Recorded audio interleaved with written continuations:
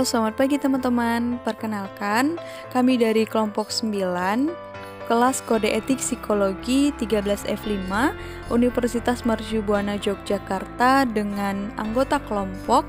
Yang pertama ada Angela Putri Rizky dengan NIM 1908 10189. Yang kedua ada Brenda Lisa Onedela dengan NIM 1908 10079. Yang ketiga ada Alexander Salu dengan NIM 1908 10662. Kami akan mempresentasikan mengenai etika penelitian dan publikasi ilmiah dalam psikologi yang terdapat dalam pasal 45 hingga pasal 50. Oke, pasal yang pertama yaitu pasal 45 mengenai pedoman umum. Ayat yang pertama, penelitian adalah suatu rangkaian proses secara sistematis yang berdasarkan kepada pengetahuan yang bertujuan untuk memperoleh fakta, menguji teori, atau menguji intervensi yang menggunakan metode ilmiah dengan cara mengumpulkan, mencatat, dan menganalisis data. Ayat yang kedua, psikolog atau ilmuwan psikologi dalam melaksanakan penelitian diawali dengan menyusun dan menuliskan rencana penelitian sedemikian rupa dalam proposal dan protokol penelitian, sehingga dapat dipahami oleh pihak-pihak lain yang berkepentingan.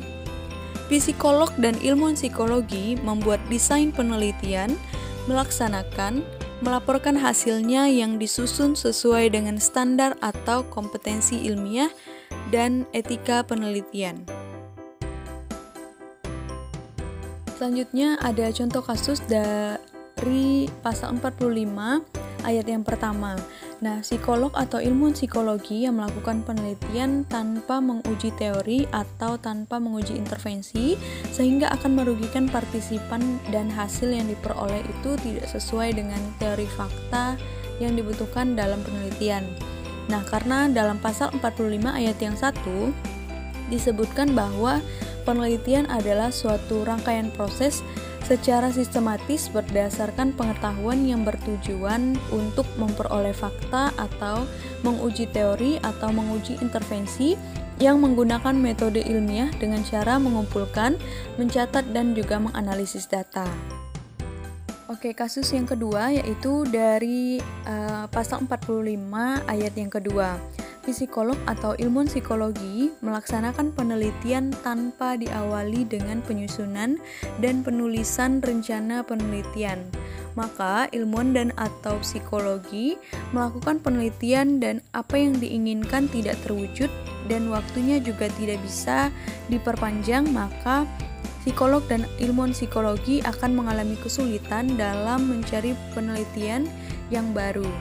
Nah, serta pihak yang berkepentingan seperti partisipan atau pihak yang menginginkan hasil dari penelitian tersebut tidak terjadi kesalahpahaman dalam penelitian. Pasal selanjutnya yaitu pasal 46 mengenai batasan kewenangan dan tanggung jawab. Poin yang pertama yaitu batasan kewenangan. Psikolog dan ilmuwan psikologi harus memahami batasan kemampuan dan kewenangan masing-masing anggota tim yang terlibat dalam penelitian tersebut. Selanjutnya, psikolog dan ilmuwan psikologi dapat berkonsultasi dengan pihak-pihak yang lebih ahli di bidang penelitian yang sedang dilakukan, sebagai sebagian dari proses implementasi penelitian. Nah, konsultasi yang dimaksud ini dapat meliputi hal yang terkait dengan kompetensi dan juga kewenangan. Poin yang kedua yaitu mengenai tanggung jawab. Psikolog dan ilmuwan psikologi bertanggung jawab atas pelaksanaan dan hasil penelitian yang dilakukan. Selanjutnya, psikolog dan ilmuwan psikologi memberi perlindungan terhadap hak dan kesejahteraan partisipan penelitian atau pihak-pihak yang terkait, termasuk kesejahteraan hewan yang digunakan dalam penelitian. Selanjutnya ada pasal 46, contoh kasusnya kita ambil ayat 2 bagian pasal yang kedua. yaitu psikolog dan ilmuwan psikologi tidak memberikan konsumsi kepada salah satu partisipan penelitian. Maka pada pasal ini psikolog dan atau ilmuwan psikologi tidak memberikan kesejahteraan partisipan terkait dalam penelitian, karena dalam pasal 2 ayat yang kedua, psikolog dan ilmuwan psikologi itu harus memberikan perlindungan dan juga kesejahteraan partisipan penelitian atau pihak-pihak yang terkait, dan bahkan kesejahteraan untuk hewan yang digunakan dalam penelitian. Selanjutnya pasal 47, aturan dan izin penelitian. Psikolog atau ilmuwan psikologi harus memenuhi aturan profesional dan ketentuan yang berlaku, baik dalam perencanaan, pelaksanaan, dan penulisan publikasi penelitian. Dalam hal ini, termasuk izin penelitian dari instansi terkait dan dari pemangku wewenang dari wilayah dan badan setempat yang menjadi lokasi. Contoh kasusnya, seorang psikolog atau ilmuwan psikologi tidak mendapatkan izin secara keseluruhan untuk penelitian dari suatu instansi terkait. Oleh karena itu, analisisnya, psikolog atau ilmuwan psikologi harus memenuhi aturan profesional dan ketentuan yang berlaku, baik dalam perencanaan, pelaksanaan, dan penulisan publikasi penelitian. Dan jika persetujuan lembaga, komite riset atau instansi lain terkait yang dibutuhkan, psikolog atau ilmuwan psikologi harus memberikan informasi yang akurat mengenai rancangan penelitian sesuai dengan protokol penelitian dan memulai penelitian setelah memperoleh persetujuan. Contohnya, seorang psikolog harus melakukan penelitian yang mendapatkan izin dari suatu instansi, namun suatu instansi yang membutuhkan informasi yang akurat mengenai rancangan penelitian, namun psikolog tersebut tidak memberikannya, maka penelitiannya tersebut tidak dapat dilaksanakan. Kemudian pasal 48, partisipan penelitian. Pasal 48 ayat 1, psikolog atau ilmuwan psikologi mengambil langkah-langkah dalam melindungi perorangan atau kelompok yang akan menjadi partisipan penelitian dari konsekuensi yang tidak menyenangkan, baik dari keikutsertaan atau penarikan diri atau pengunduran diri dari keikutsertaan. Kemudian ayat 2, psikolog atau ilmuwan psikologi berinteraksi dengan partisipan penelitian hanya di lokasi dan dalam hal-hal yang sesuai dengan rancangan penelitian yang konsisten dengan perannya sebagai peneliti ilmiah. Pelanggaran terhadap hal ini dan adanya tindakan penyalahgunaan wewenang dapat dikenai butir-butir pelanggaran seperti tercantum dalam pasal dan bagian-bagian lain dari kode etik ini, misalnya pelecehan seksual dan bentuk-bentuk pelecehan lainnya. Kemudian ayat 3, psikolog atau ilmuwan psikologi harus memberikan kesempatan adanya pilihan kegiatan lain kepada partisipan mahasiswa, peserta pendidikan, anak buah atau bawahan, orang yang sedang menjalani pemeriksaan psikologi bila tidak ingin terlibat atau mengundurkan diri dari keikutsertaan dalam penelitian yang menjadi bagian dari suatu proses yang diwajibkan dan dapat dipergunakan untuk memperoleh kredit tambahan. Pasal 49 yaitu tentang informed consent dalam penelitian. Sebelum pengambilan data penelitian, psikolog dan atau ilmuwan psikologi menjelaskan pada calon partisipan penelitian dengan menggunakan bahasa yang sederhana dan istilah-istilah yang dipahami masyarakat umum tentang penelitian yang akan dilakukan. Psikolog dan atau ilmuwan psikologi menjelaskan kepada calon partisipan asas kesediaan sebagai partisipan penelitian yang menyatakan bahwa keikutsertaan dalam penelitian yang dilakukan bersifat sukarela, sehingga memungkinkan pengunduran diri atau penolakan untuk terlibat. Partisipan harus menyatakan kesediaannya seperti yang dijelaskan pada pasal yang mengatur tentang itu. Ayat 1, Informed Consent penelitian. Dalam rangka mendapat persetujuan dari calon partisipan, psikolog dan atau ilmuwan psikologi menjelaskan proses penelitian.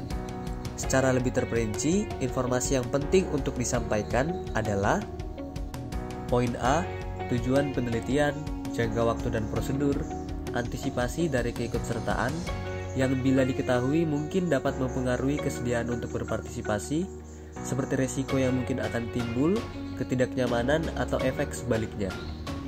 Keuntungan yang mungkin diperoleh dari penelitian, hak untuk menarik diri, keikutsertaan dan mengundurkan diri dari penelitian setelah penelitian dimulai, konsekuensi yang mungkin timbul dari penarikan dan pengunduran diri, keterbatasan kerahasiaan, insentif untuk partisipan, dan siapa yang dapat dihubungi untuk memperoleh informasi lebih lanjut. Poin B, jika partisipan penelitian tidak dapat membuat persetujuan karena keterbatasan atau kondisi khusus, psikolog dan atau ilmuwan psikologi melakukan upaya memberikan penjelasan dan mendapatkan persetujuan dari pihak berwenang yang mewakili partisipan, atau melakukan upaya lain seperti diatur oleh aturan yang berlaku.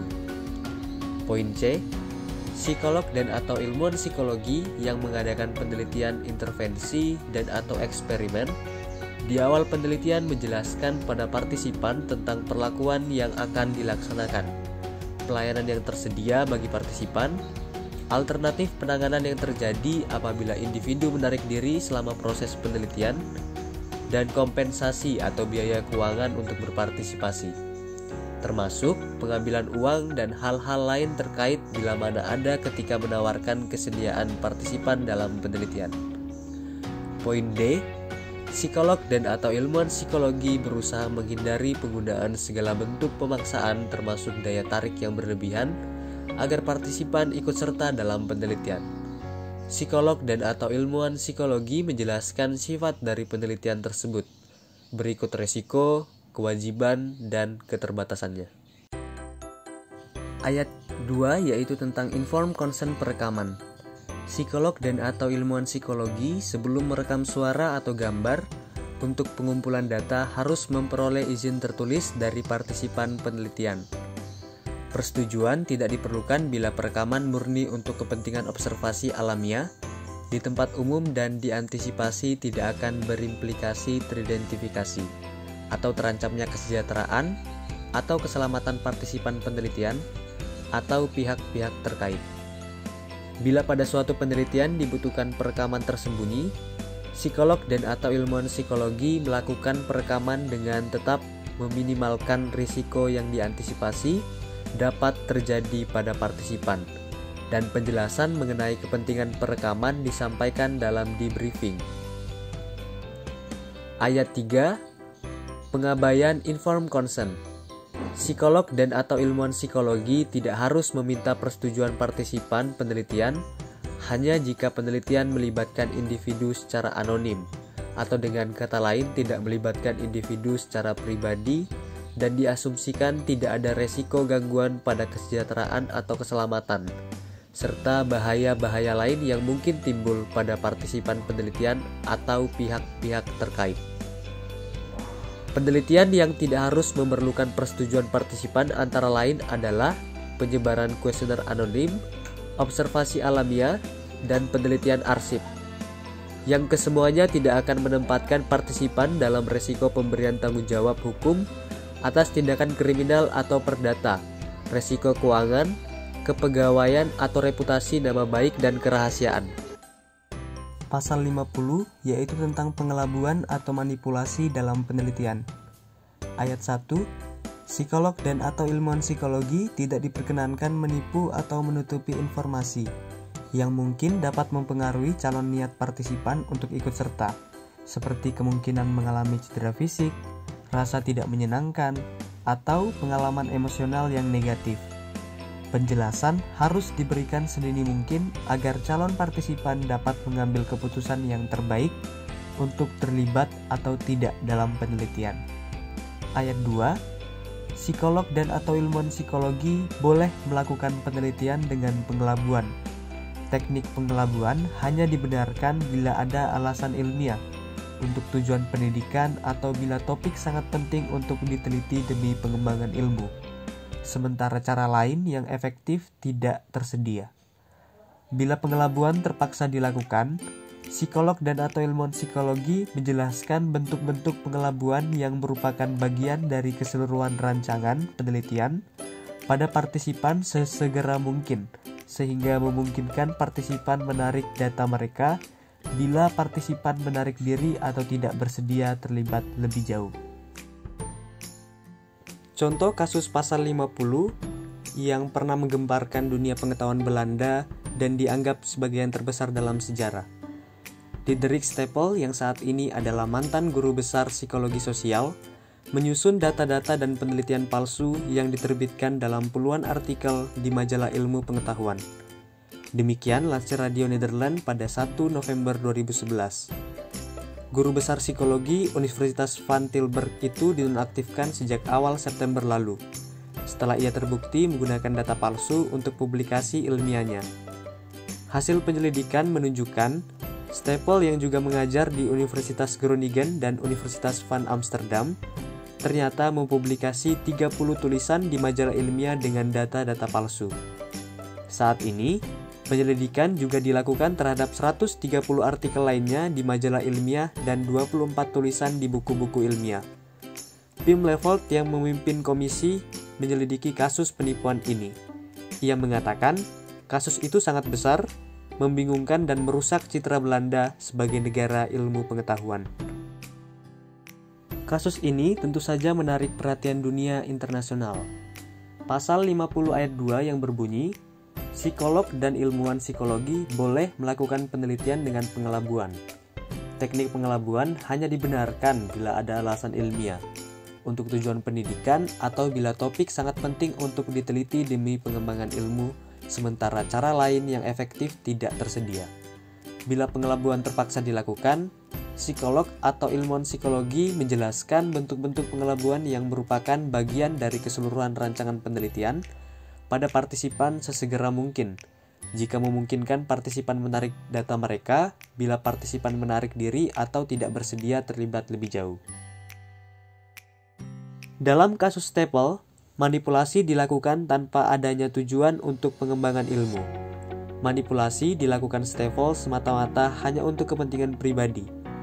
Manipulasi data yang dilakukan Stapel juga bukan merupakan bagian dari keseluruhan rancangan penelitian. Pelanggaran Stapel dalam memanipulasi data juga terdapat dalam standar etika dari prinsip etis psikolog dan kode etik, yang terkait dengan pelaporan penelitian yang berisi psikolog tidak boleh memalsukan data.